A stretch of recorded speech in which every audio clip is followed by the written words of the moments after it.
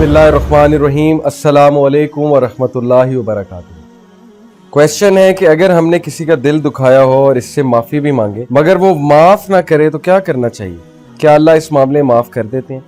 और इसी से रिलेटेड एक क्वेश्चन ये है कि अगर हमने किसी का दिल दुखाया और उसके बाद हमें नहीं पता वो इंसान कहाँ है, या उससे राब्ता करना फितने का बाइस हो सकता है, या सपोज के हमें नहीं पता, we don't know where that person is. Although आज की सोशल मीडिया की एज में आई डोंट थिंक सो कि ये चीज़ इतनी एप्लीकेबल है, लेकिन लेट्स सपोज कि आपको नहीं पता है कि वो कहाँ है, आपने उसका दिल दुखाया हुआ है, तो कोई पास्ट में आपने बहुत बड़ा कोई उसके साथ जो है वो फ्रॉड कर दिया था या कुछ और कर दिया था जिसकी वजह से जाहिर है कि आपकी पकड़ हो सकती, तो क्या किया जाए? तो ये जो पहला पार्ट है सवाल का, किसी का दिल दुखाया और इससे माफ़ी मांगे मगर वो माफ़ ना करे तो क्या करना चाहिए? तो यही करना चाहिए कि आप अपनी पूरी कोशिश करें और उसके बाद अगर वो माफ़ नहीं कर रहा तो फिर ये उसका इशू, ये फिर आपका इशू नहीं है। आपने हुज्जत कायम कर दी, आपने अल्लाह और रसूल की बात मानते हुए अपने आप को झुकाया, आपने माफ़ी मांगी, ये आपका काम पूरा हो गया, आप रिलैक्स हो जाए। अब वो माफ़ नहीं कर रहा, ये उसका प्रॉब्लम है। ये उससे पूछ हो सकती है कि मुसलमान भाई या मुसलमान बहन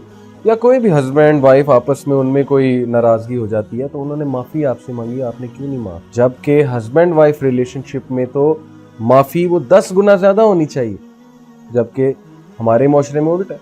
छोटी छोटी गलती ज़्यादा पकड़ी जाती है और माफ़ी बड़ी कम बातों पे जो है वो दी जाती है। तो ये उसका मसला है। पहली बात है, अगर वो आपको माफ़ ना करे, हाँ कभी कभी ऐसे होता है कि उसकी बहुत ज़्यादा दिल आज़ारी हुई होती है, उसका नहीं दिल कर रहा माफ़ करने का, आपने कुछ बहुत ही ज़्यादा गलत कर दिया उस शख्स के साथ, तो फिर ये है कि आप उसके लिए दुआ करें बहुत ज़्यादा, और आप अपने लिए दुआ करें और अल्लाह से इस्तग़फ़ार करते रहें कि अल्लाह उसका दिल नरम कर दे। इंशाअल्लाह अल्लाह ताला इंसाफ करने वाले हैं। अल्लाह ताला जो है वो रिलेटिव मार्किंग करते हैं, स्ट्रिक्ट मार्किंग नहीं है इतनी। अल्लाह ताला इंसान की नीयत देखते हैं, तो इसमें इतनी परेशान होने वाली बात नहीं है। दूसरी बात यह है कि अगर कोई कहीं दूर है और आपको माफ़ी मांगनी है लेकिन आपको नहीं पता वो कहाँ है, तो क्या किया जाए? तो फिर ये किया जाए कि उस शख्स के लिए दुआ की जाए, बहुत ज़्यादा दुआ की जाए उसकी ज़िंदगी के लिए, उसकी ज़िंदगी में बरकत के लिए, और अल्लाह से आप दुआ करें कि वो जहाँ भी है वो खुश रहे। तो ये कफ़ारा है, एक्चुअली आपने जो ज़्यादती की थी उसका ये कफ़ारा है।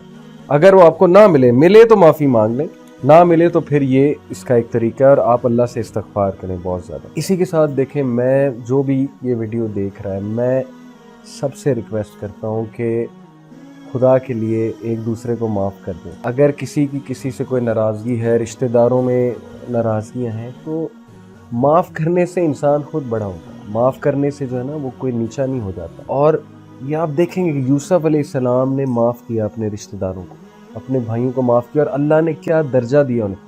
तो इज़्ज़त और ज़िल्लत अल्लाह के हाथ में, कोई छोटा नहीं होता माफ़ी मांगने से। तो जो नाराज़गी जिसकी चल रही है, खुदा के लिए माफ़ कर दें एक दूसरे को। इंसान की ज़िंदगी में पहले ही बहुत टेंशन है, तो अगर हम छोटे छोटे ग्रज लेकर बैठ जाएंगे, या हम किसी को जो है वो इस तरह समझ लेंगे कि ये बंदे को माफ़ी मिल ही नहीं सकती, तो ये रवैया सही नहीं है।